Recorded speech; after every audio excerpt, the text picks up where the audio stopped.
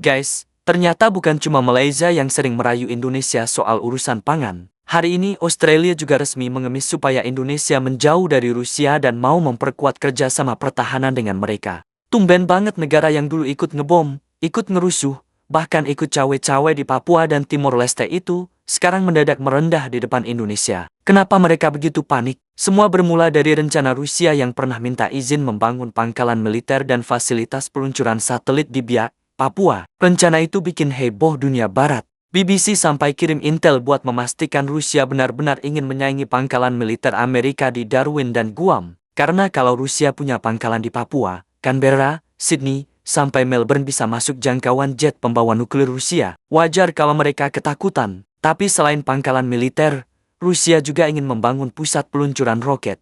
Kalau itu terjadi, Indonesia dapat investasi minimal 4 triliun untuk fasilitas roket skala kecil, atau bahkan 25 triliun jika membangun pangkalan kelas Starship. Dampaknya sangat besar biaya, lapangan kerja, infrastruktur, hingga peluang industri luar angkasa di Indonesia. Tapi masalahnya, masyarakat Biak menolak. Mereka takut kehilangan pertanian, budaya lokal, tanah, dan khawatir harga kebutuhan hidup melambung tinggi karena banyaknya tenaga asing yang bakal masuk. Logis juga, karena investasi besar bisa bikin harga tanah, harga sewa, dan harga bahan pokok naik gila-gilaan. Belum lagi risiko ekonomi runtuh kalau suatu hari Rusia memotong anggaran militernya. Di sisi lain, media Barat dan Australia juga ikut meniupkan ketakutan karena mereka tidak ingin Rusia punya pengaruh di wilayah Pasifik. Sampai-sampai pemerintahan Australia panik karena isu ini jadi bola panas menjelang pemilu mereka. Makanya, Australia buru-buru ke Jakarta, menawarkan kerjasama pertahanan baru yang konsepnya mirip traktat NATO.